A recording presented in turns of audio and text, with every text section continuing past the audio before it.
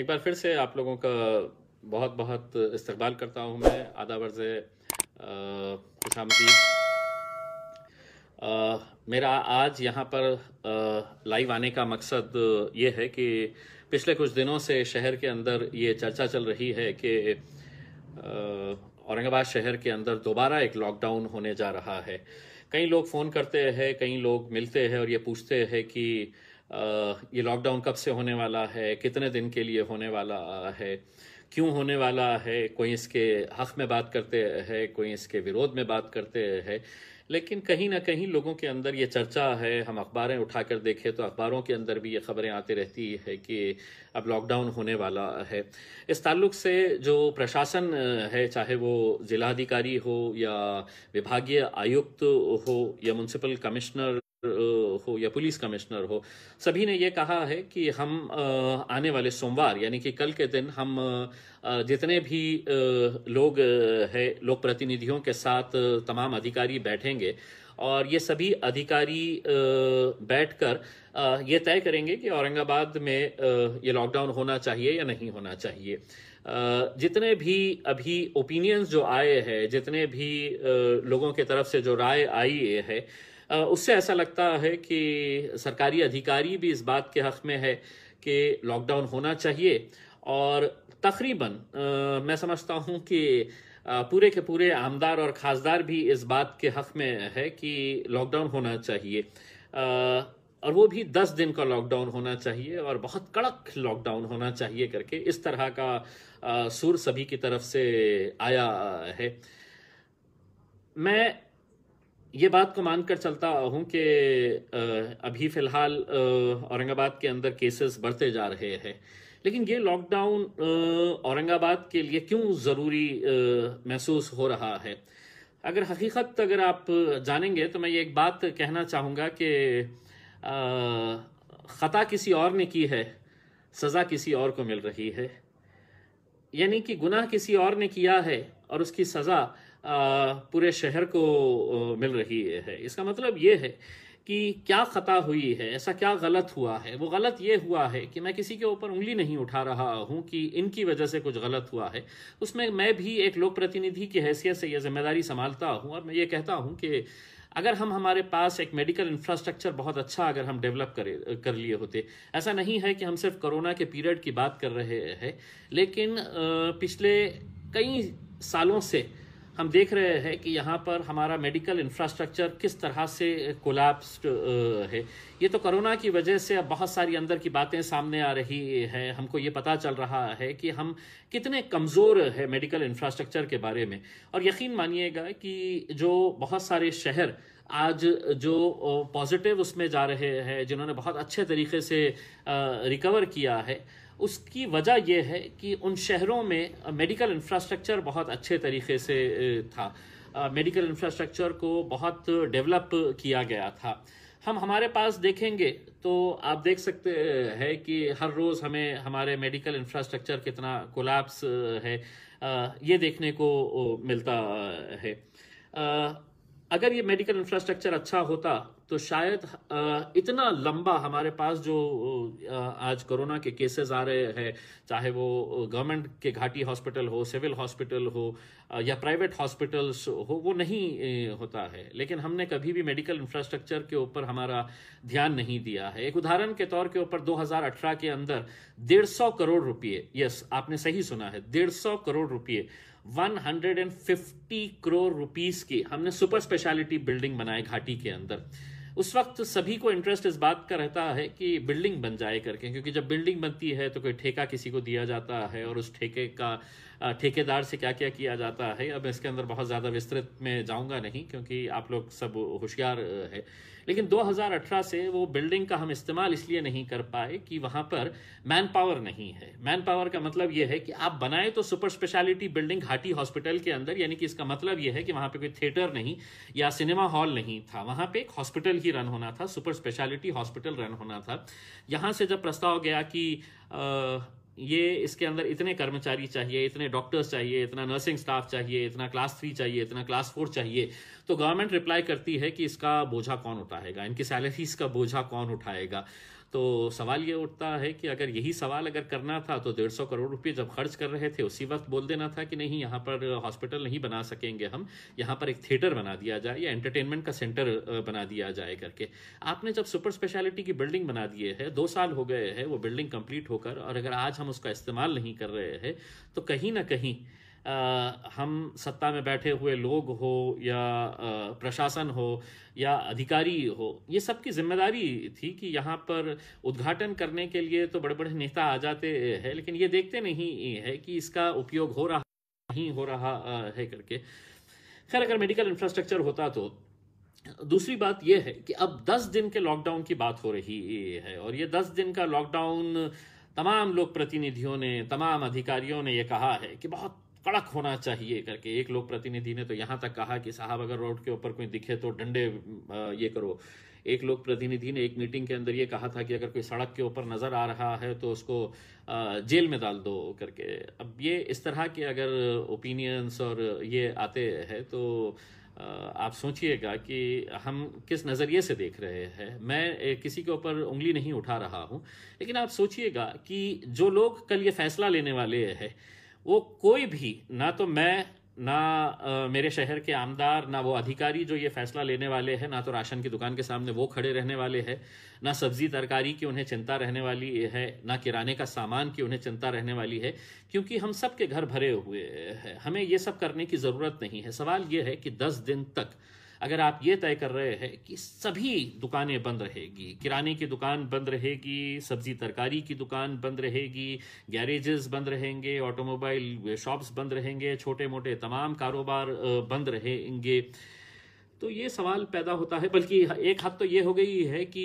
एक लोक प्रतिनिधि ने यहाँ तक कह दिया है कि साहब पूरे मेडिकल स्टोर्स भी बंद कर देना चाहिए करके, मेडिकल स्टोर्स भी नहीं खुले रखना चाहिए करके। और दुर्भाग्यवश अधिकारियों ने कहा कि हाँ, हम इसके ऊपर विचार करेंगे करके उसमें। अब अगर मेडिकल स्टोर्स भी अगर बंद कर रहे हैं तो शायद इन्हें इस बात का अंदाज़ा नहीं है कि कोरोना के अलावा दूसरी भी बीमारियाँ होती है, और दूसरी बीमारियों का भी इलाज उतना ही ज़रूरी है जितना कोरोना का इलाज होना ज़रूरी है। आज हर इंसान को हम इस नज़रिए से देख रहे हैं, अगर वो कोरोना का है तो बस कोरोना का है, बाकी के लिए तो कोई इलाज नहीं है, कोई दवाइयाँ नहीं है। अब मैं आपको जब बता रहा हूँ कि हमारे मेडिकल इंफ्रास्ट्रक्चर, दोस्तों आपको मैं बताऊँ कि कुछ दिन पहले मैंने घाटी अस्पताल के ताल्लुक से, मैं सबसे पहले तो एक बात साफ कर दूं कि मैं घाटी अस्पताल के ही नहीं बल्कि औरंगाबाद के या इस देश के तमाम डॉक्टर्स का तहे दिल से शुक्रिया अदा करता हूं कि किस ईमानदारी के साथ, किस मेहनत के साथ ये लोग 24-24 घंटे काम कर रहे हैं। और वो लोग इस जिस तरह से काम कर रहे हैं, उनकी जितनी तारीफ की जाए वो कम है। लेकिन हाँ, इस दौरान अगर कुछ गलत काम होता है और आप ये कहेंगे कि नहीं इम्तियाज़ अली तुम अपनी आंखें मूंद लो क्योंकि ये गलत काम हो रहा है, और वो गलत काम क्या हो रहा था कि घाटी अस्पताल के अंदर न जाने कितने सालों से ये एक सिस्टम चला आ रहा है कि गरीब पेशेंट्स जो वहाँ पर जाते हैं उनको प्रिस्क्रिप्शन डॉक्टर्स लिख के देते हैं कि आप बाहर से दवाइयाँ लेकर आइए। देखिए, हम लोग घाटी हॉस्पिटल नहीं जाते हैं। अगर हमारे को खुदा न करे कुछ हो जाए, कुछ बड़े लोगों को कुछ हो जाता है तो वो प्राइवेट हॉस्पिटल्स जाते हैं। घाटी हॉस्पिटल के अंदर यूजुअली वो आदमी जाता है जो पैसा अफोर्ड नहीं कर सकता है, जिसकी माली हालत अच्छी नहीं, जिसकी इकोनॉमिक कंडीशन अच्छी नहीं होती है, वो घाटी हॉस्पिटल जाता है। और अगर उसको वहाँ पर हर डॉक्टर अगर सिर्फ चिट्ठी के ऊपर अगर लिख कर दे दे कि तुम यहाँ से लेके जाओ, मैंने कितने उदाहरण ऐसे एग्जाम्पल जमा करके रखा हुआ है जहाँ पर डिलीवरी के पेशेंट्स को चाहे वो सैनिटरी पैड्स हो या ग्लव्स हो या मास्क हो या सैनिटाइजर्स हो, हर चीज़ बाहर से, पेशेंट के रिश्तेदारों को कहा जाता है कि तुम ये बाहर से लेकर आओ, ब्लड लाना है बाहर से लेकर आओ। तो फिर ये सरकारी अस्पताल इसे बोलेंगे क्यों? ये इसको भी प्राइवेट कर दिया जाए। सरकारी अस्पताल के अंदर तो वो गरीब आता है जिसके पास पैसा नहीं होता है और ये उम्मीद करता है कि आप सरकार उसकी मदद करेगी। लेकिन जब ऐसा नहीं हो रहा है और जब ऐसे लोग आकर हमारे पास ये बताते हैं कि साहब देखिए मेरी पत्नी की डिलीवरी हुई है और मुझे ये 8,000 रुपये की दवाइयाँ मुझसे मंगाई गई है, ऐसे कितने एग्जाम्पल्स मैंने पूरे अधिकारियों को दिया हूँ, मैंने dean of government medical college and hospital को दिया हूँ, एग्जाम्पल्स के साथ दिया हूँ। और अगर वो चाहेंगे कि और 50 एग्जाम्पल्स दे तो मुझे आप समय दीजिएगा, मैं विद प्रूफ के साथ दूंगा कि ये पेशेंट से कितने हजार रुपये की दवाइयाँ मंगाई गई है करके।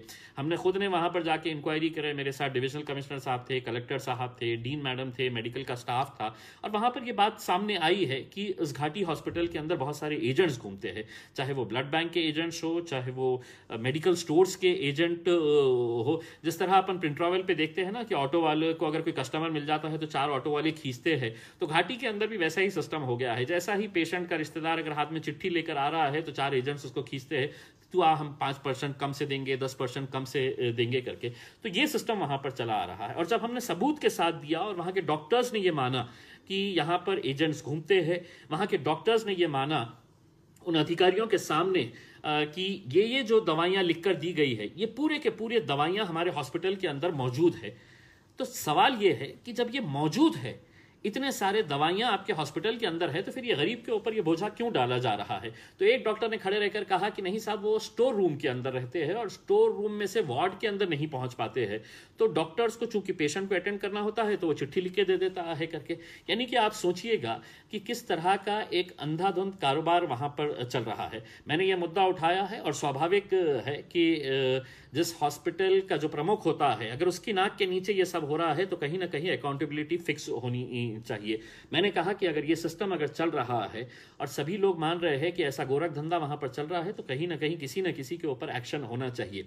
अब सवाल यह हुआ कि किसके ऊपर एक्शन करना चाहिए, तो पता चला कि एक नर्स के ऊपर एक्शन लिया जाएगा और एक रेसिडेंट डॉक्टर्स के ऊपर।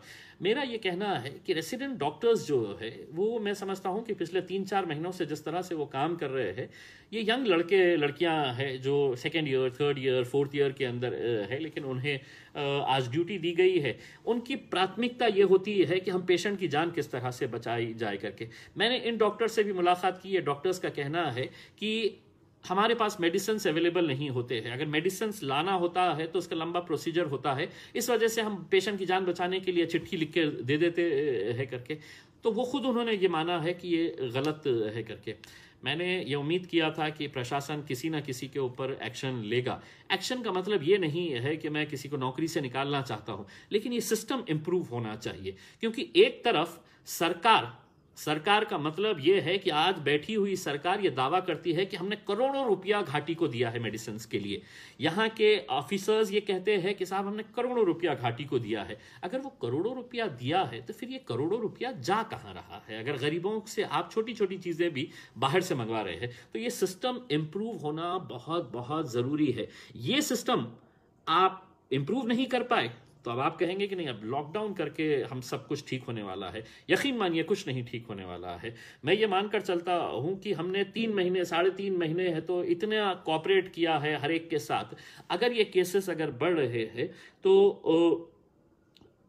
10 दिन की बात अगर हो रही है, और अगर कोई ये दावा करता है कि 10 दिन के बाद 11वें दिन है तो पूरी तरह से ये खत्म हो जाएगा, कोरोना खत्म हो जाएगा, तो कल का क्यों इंतजार कर रहे हैं? 10 तारीख का क्यों इंतजार कर रहे हैं? चलिए कल से हम आपका पूरा साथ दे देते हैं, लेकिन ऐसा नहीं है।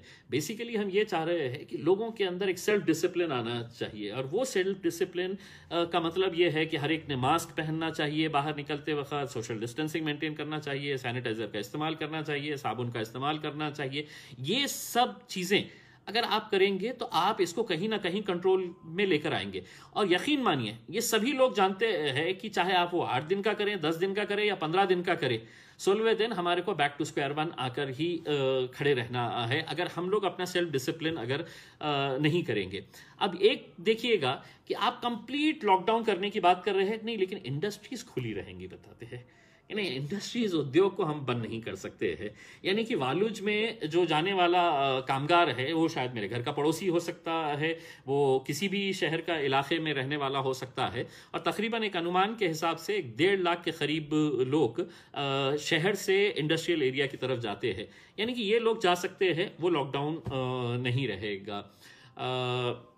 लोगों ने इस बात का विरोध किया है कि साहब ऑटो रिक्शा वाले जो है वो ऑटो रिक्शा में 4-4 6-6 लोगों को भरकर लेके जाते हैं, उनके ऊपर कार्रवाई होनी चाहिए। अगर आपका आकलन है तो मुझे ये बताइएगा कि हवाई जहाज तो चल रहा है, औरंगाबाद से भी हवाई जहाज उड़ रहे हैं और उसके अंदर तो 150 180 के करीब पैसेंजर्स बैठ के जाते हैं। वो क्या मतलब सोशल डिस्टेंसिंग मेंटेन करते हैं? नहीं, कांधे से कांधा लगाकर 3 लोग बैठते हैं ये साइड, 3 लोग वो साइड बैठते हैं। 2-2 घंटे 2.5 घंटे की फ्लाइट होती है। अगर हम औरंगाबाद शहर के अंदर 2 की जगह अगर 3 बैठकर चले गए तो उसमें आप इतना बड़ा इशू कि नहीं ऑटो वालों के ऊपर कार्रवाई होनी चाहिए करके, ये बहुत ही दुर्भाग्यवश है। ये वो ऑटो वाले हैं जो पिछले मैं समझता हूं कि 3-4 महीनों के अंदर ना तो इन्हें किसी सरकार ने मदद किया है, ना किसी अकाउंट इनके अकाउंट के अंदर कोई 1,000 रुपया जमा किया है। ये लोग भी तो परेशान है और उसके ऊपर अब पुलिस डिपार्टमेंट ये कर रहा है कि नहीं 2 के 3 दिखे गाड़ी रुकाओ चालान कर डालो 500-500 रुपये। ये बहुत ही दुर्भाग्यपूर्ण बात है कि आज औरंगाबाद शहर का पुलिस डिपार्टमेंट ने इस कोरोना के पीरियड के दौरान करोड़ों रुपया लोगों के फाइन के तौर के ऊपर जमा किया है। क्या ये वक्त है आपका कि आपको अपनी तिजोरी भरने के लिए, मुझे मालूम है कि सरकार की तिजोरी खाली है, लेकिन क्या आप गरीबों को, जो रिक्शे वाला निकल के जा रहा है उसकी रिक्शे के अंदर अगर 2 की जगह 3 लोग बैठे हैं, 2 बच्चे बैठ गए हैं तो पुलिस वाले उन्हें रुकाकर उनको चालान कर रहे हैं, 500-500 रुपये 1,000 रुपये की फाइन कर रहे हैं। अब बीच में सुना है कि आरटीओ साहब ने भी अपनी टांग अड़ा दिए है कि वो भी कहा है कि अब हम भी अपनी कार्रवाई शुरू कर रहे हैं। बीच में म्युनिसिपल अथॉरिटीज की एक टीम शहर के अंदर घूम रही है कि नहीं साहब प्लास्टिक वाले कौन यूज कर रहे हैं करके। अभी 1-2 दिन पहले एक दूध वाले के ऊपर उसको 5,000 रुपए की फाइन दे दिया है कि नहीं आप प्लास्टिक यूज कर रहे हैं करके। अब ये समय है कि जहां पर लोगों के पास खाने के लिए नहीं है और आप इस तरह के अगर फैसले लेकर आ रहे हैं कि नहीं रिक्शे में 2 से 3 जा रहे हैं 500 रुपये दो। अगर आप प्लास्टिक यूज कर रहे हैं, प्लास्टिक का विरोध हम कर रहे हैं, मैंने खुद ने है तो प्रस्ताव दिया था, लेकिन यह समय नहीं है कि आप गरीबों की जेब के अंदर हाथ डालकर अपनी तिजोरी भरे। ना तो ये महानगर पालिका कर सकती है, ना पुलिस डिपार्टमेंट कर सकता है। करोड़ों रुपया आप इस वक्त बना रहे हैं, मोटरसाइकिल वालों के ऊपर फोटो ली जा रही है। मैं तो पुलिस डिपार्टमेंट का भी तहे दिल से शुक्रिया अदा करता हूं कि आप लोग भी बहुत अच्छा काम कर रहे हैं, लेकिन जो सड़क के ऊपर बैठे हुए जो पुलिस वाले हैं, जो किसी भी मोटरसाइकिल की है तो तस्वीर खींच लेते हैं, उसको फाइन कर ले चले जाता है, या उनको, भाई आप लोग भी कोई बहुत बड़े पैसे वाले ऐसा नहीं है। कम से कम सोचिए उस सड़क के ऊपर बैठे हुए आप कि आदमी किस मजबूरी के अंदर बाहर निकला है, उसकी क्या गरीबी है कि आप एक मोटरसाइकिल के ऊपर अगर एक बेटा अपनी मां को ले जा रहा है किसी अस्पताल के अंदर तो आपके हिसाब से वो कानूनन जुर्म है, क्योंकि डबल सीट आप गाड़ी के अंदर नहीं बैठ सकते हैं। तो आपकी हिम्मत है कि आप किसी हवाई जहाज को बंद करें कि वहां पर है तो आप 150 लोगों को बिठाकर लेकर जा रहे हैं करके, लेकिन गरीब है तो उसके ऊपर बराबर आप उसके ऊपर कार्रवाई करने की बात करेंगे और करते आ रहे हैं। मैंने खुद ने लिखित तौर के ऊपर औरंगाबाद के पुलिस कमिश्नर साहब को एक रिक्वेस्ट लेटर भेजा हूं कि आप जो ये जो फाइन इकट्ठा कर रहे हैं इस पीरियड के अंदर, और ऐसा नहीं है छोटी मोटी, करोड़ों रुपये की फाइन आपने जमा किए हुए हैं सिर्फ इस कोरोना के पीरियड के दौरान, चाहे वो रिक्शे वाले हो, गाड़ी वाले हो, मोटरसाइकिल वाले हो, उनकी गाड़ियां सीज की गई है। तो ये बहुत गलत बात है और कहीं ना कहीं किसी ना किसी को इसके बारे में आवाज उठाने की जरूरत है। मैं सिर्फ यही कहना चाहूंगा कि इस फैसले का दिन कल है। कल 11 बजे डिविजनल कमिश्नर ऑफिस में मीटिंग रखी गई है और उसमें तमाम एमपीज एमएलएज रहेंगे।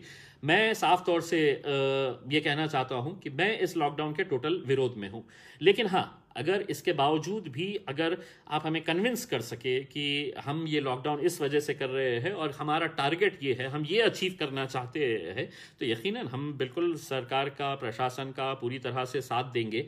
मैं पर्सनली विरोध हूँ एक अलग बात है उसमें, लेकिन आप अगर कन्विंसिंग अगर रिप्लाई दें, जैसा 3 दिन पहले मैंने एक अखबार के इंटरव्यू के अंदर ये बताया था कि शायद यहाँ के अधिकारियों की और कोरोना के साथ कुछ समझौता हुआ है कि कोरोना ने कहा है कि मैं दिन में औरंगाबाद में नहीं आऊंगा, तो दिन में पब्लिक को आप औरंगाबाद में निकाल सकते हैं, मैं शाम में 7 बजे आऊंगा आपके पास, जब आप लॉकडाउन कर देंगे ना तो मैं सिर्फ शाम में आके आपको परेशान करूंगा करके। तो अगर इस तरह का अगर आप तर्क वितर्क देंगे कि आप दिन भर पब्लिक को कहेंगे और रात में जब सड़कों के ऊपर कोई रहता नहीं है, 9-10 बजे लोग अपने घरों में चले जाते हैं, 90% लोग घरों में चले जाते हैं, 10% वैसे भी घूमते फिरते रहते हैं, तो आप इस तरह का अगर फैसला लेंगे कि दिन भर पब्लिक घूमेगी बाहर और रात में आप लॉकडाउन करेंगे, तो ये एक अजीब विचित्र है। आपको कन्विंस करना पड़ेगा, आपको हमको समझाना पड़ेगा। हो सकता है कि मैं आप के उतना होशियार नहीं होगा, मुझे बहुत ज़्यादा समझ नहीं होगी, तो आप समझाइएगा कि मतलब हमारा ये रीज़निंग की वजह से हम ये फैसला कर रहे हैं। अगर आप टोटल लॉकडाउन की बात कर रहे हैं और आप कहेंगे कि नहीं साहब हम छोटे मोटे किराए दुकानदारों को हम बंद करने वाले हैं, सब्जी तरकारी वालों को हम बंद करने वाले, लेकिन उद्योग चालू रहेगा, इंडस्ट्रीज चालू रहेगी, क्यों साहब? अगर औरंगाबाद की इंडस्ट्री को आप चालू रखेंगे और बाकी सबको बंद करेंगे, तो आप ऐसा करिएगा कि सब इंडस्ट्रीज वालों को बोलिएगा कि आपके पास जितने कर्मचारी वहां पर आ रहे हैं, तो आप जितने दिन का लॉकडाउन है उनको उसी इंडस्ट्रीज के अंदर रहने दीजिएगा, उनको यहाँ पर वापस औरंगाबाद के अंदर मत बुलाइए। अगर लॉकडाउन करना है तो आपको लॉकडाउन सही तरीके से करना है। ऐसा नहीं है कि नहीं मैं इसके लिए इसको खुला रखूंगा, इसको बंद कर दूंगा। आपको ये फैसला लेना सभी के लिए एक बहुत ही चुनौतीपूर्ण है, लेकिन मैं सिर्फ इतना ये कहना चाहता हूँ कि लोक प्रतिनिधियों ने भी ये सोचना चाहिएगा कि हम लोग हर बात हम सरकार की हाँ में हाँ मिलाकर नहीं कर सकते हैं, किसी ना किसी को सवाल तो करना ही पड़ेगा। और मैं सवाल इसलिए कर रहा हूँ कि 10 दिन आप सोचिएगा कि वो गरीब आदमी कहाँ से सब्जी तरकारी लेकर आएगा अगर आप सब्जी तरकारियाँ बंद कर देंगे। मेरे घर में बहुत बड़ा फ्रीज़र है, आपके घर में बहुत बड़े फ्रीज़र्स है, रेफ्रिजरेटर्स है, आप सब्जी 8 दिन का 10 दिन का नहीं 1 महीने का भी रख सकते हैं। लेकिन वो गरीब आदमी जो दिन में कमाता है वो जाकर लेकर आता है, तो उसके बारे में भी सोचने की ज़रूरत है।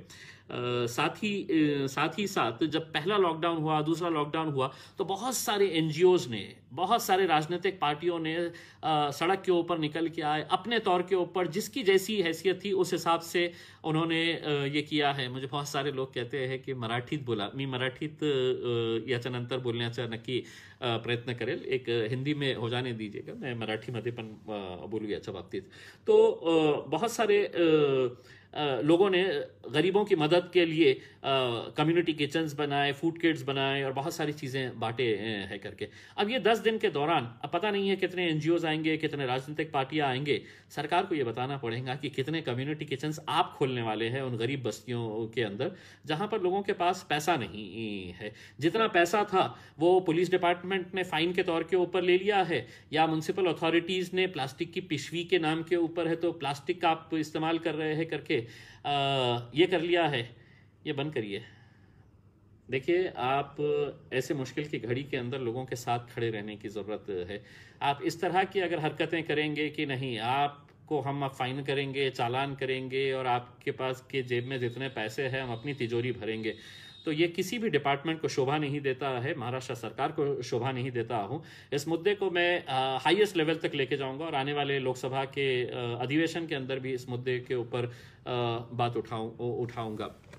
तो कल 11 बजे यह फैसला लिया जाना है। मैंने अपने फेसबुक पेज के ऊपर एक सवाल लोगों से पूछा है कि चूंकि मैं आप लोगों का प्रतिनिधित्व करता हूं, आपकी राय सबसे अहम है, आप ही लोगों की वजह से मैं चुनकर आया हूं, तो आप लोग अपनी राय दीजिएगा कि हमको लॉकडाउन चाहिए या नहीं चाहिए। और अगर उसके अंदर कुछ लॉजिकल रीज़न है तो मुझे आप बताइएगा कि ये लॉजिकल रीज़न है जिसकी वजह से हमको चाहिए, जिसकी वजह से नहीं चाहिए। आपका फैसला सारा आंखों पर होगा और जो भी फैसला होगा वो कल आपको दिखा दिया जाएगा। बहुत बहुत शुक्रिया, धन्यवाद, थैंक यू वेरी मच। मैं 2 मिनट के बाद है तो मराठी के अंदर बोलूँगा, तो मराठी ऑडियंस जितनी भी है अगर वो मुझे मराठी के अंदर सुनना चाहती है तो 1-2 मिनट के बाद मैं आपके साथ मराठी के अंदर बात करूँगा। बहुत बहुत शुक्रिया, थैंक यू।